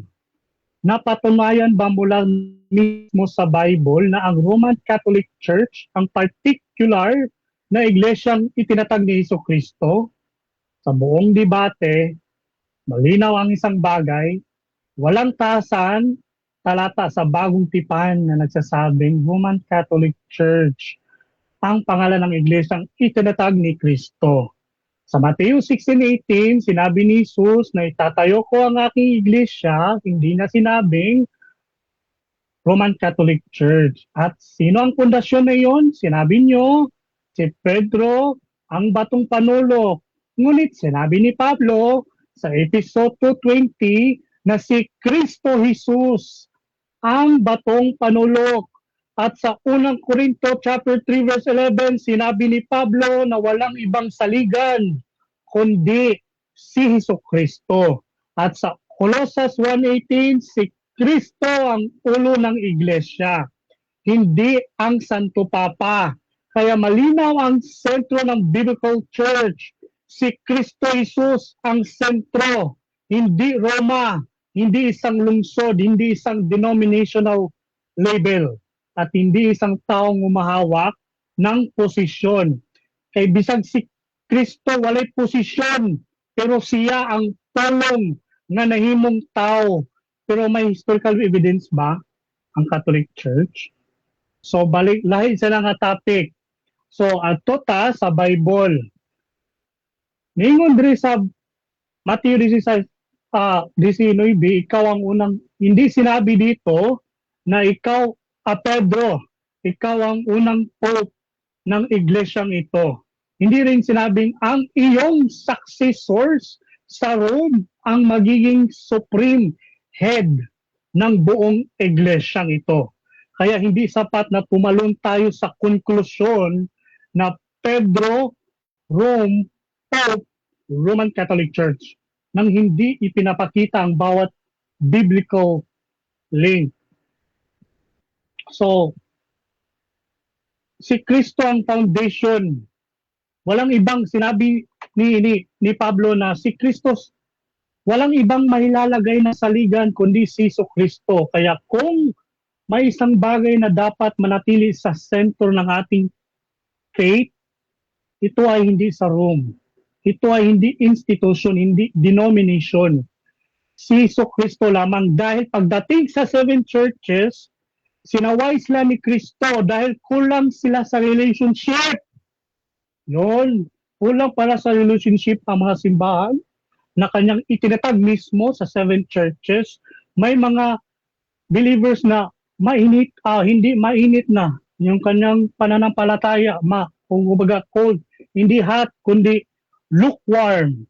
At saka yung ibang simbahan naman, sinaway ni Kristo na kulang sila sa pagsisisi, may idolatry na nagaganap.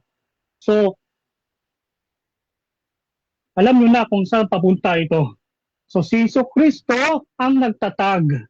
Siya ang ulo, siya ang pundasyon, siya ang batong panulok. At ang tanong na dapat sagutin ng bawat isa natin ay hindi kung alin sa grupong ito ang tunay na denomination. Tapat ba tayo sa katotohanan ng itunituro ni Kristo? Yun ang tanong. Dahil maraming salamat po at sa lahat ng tagapakinig, mga Kristo.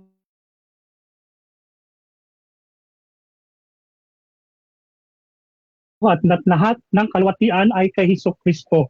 Lamang po. Salamat bro, Rasha at Jared.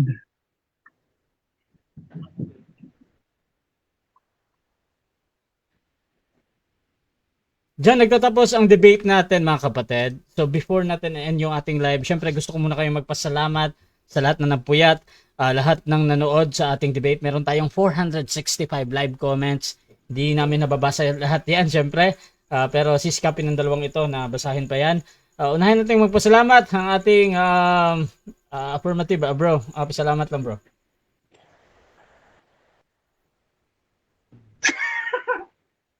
Unmute bro. Ayan. Kaya to, katatawan niya to. Comedy. So, bisaya lang salamat sa ito mga Sige lang. sister nga nagtanaw karon pila ni ka viewers. I think sige, salamat sa tanan nga nagkuan o gato i-share kung bana-bana ninyo asa ang inyong kuan kay bati masad kayo kung one side lang ta. Dapat ato sang Tagalog chance mo ban kung asa sila mo pili, bisag makatulik ko pa sila or dili. Share nga punta sa both side, dili kay pak. Ari lang gyapon na pirmi ana di ta maminaw ana. So, salamat sa tanan nga naminaw. God bless o si Jesus Christ ang atong ipa-exalt. Walay lain. So, katora. Okay, thank you bro. Daghang salamat bro. O diri punta. Dito tayo kay Brother Jared. Pasalamat din. Ayan, salamat sa Diyos kay Brother Fernan. Ayan, no? In fairness kay Brother Fernan, ay matinong kausap. Hindi gaya ng ating mga bumabati ko sa atin at sa simbahan na walang paninindigan at puro personal attack lang. At sa ating kapatid na si Brother Rasha, salamat sa magmamoderate, Brother Rasha. 11, grabe, first time to. World record. At kay Brother Fernan, at sana ay pagpalain pa kayo ng Diyos at bigyan pa ng maraming buhay. At yung mga nasa comment section, easy lang kayo, no? Baka magkasala kayo dyan sa pagmumura nyo sa akin, ano? At mabuti ay matulog tayo, may bagyo, ipanalangin natin ang Pilipinas sa nangyayaring korupsyon, sa nangyayaring sigalot, at hindi lang sigalot, kundi sa nangyayari ngayong pagbaha at pagbagyo dahil pinarurusahan na siguro tayo ng Diyos dahil puro kurakot dito sa Pilipinas, ano? Kaya salamat, Brother Fernan, ha? God bless! Oy, ingat ka palagi dyan at kay Brother Rasha. Daghang salamat mga igsoon sa pagpaminaw sa atong debate na akong ikonsidera na balaan. Ano? Dahil because our topic is about the Bible and our topic is sumala sa Biblia at sumala sa referensya na ikonsidera sa balaang kasulatan. Salamat sa Diyos mga balang. Nandito na lang ulit at bye-bye. Brother Rasha. Okay, at Rasha TV, gusto din magpasalamat sa lahat ng sumusuporta at laging naniniwala pa din sa ating pagmumoderate. Kung gusto nyo sumali sa ganitong gawain, pwede kayo mag-PM sa akin or maghamon man sa dalawang ito. Tapos pwede nyo akong gamitin as moderators yung pag-uusap. Basta sumasang-ayon na kayo sa lahat ng patakaran ng ating platform mga kapatid. At please subscribe yung ating YouTube channel, Rasha Debates TV. Yung lahat ng nag-comment, maraming salamat. You can follow me mga kapatid, Rasha Vista, dahil dito ako laging nagla-live sa lahat ng mga debate at podcast. So maraming salamat. At please mga kapatid, yung dalawang yan, meron silang mga pages, meron din silang mga content sa kanang Facebook. You can follow them. Kung gusto nyo magsuri doon sa affirmative or doon sa negative mga kapatid, please follow them. So maraming salamat. This is Admin Rasha ng Rasha TV and...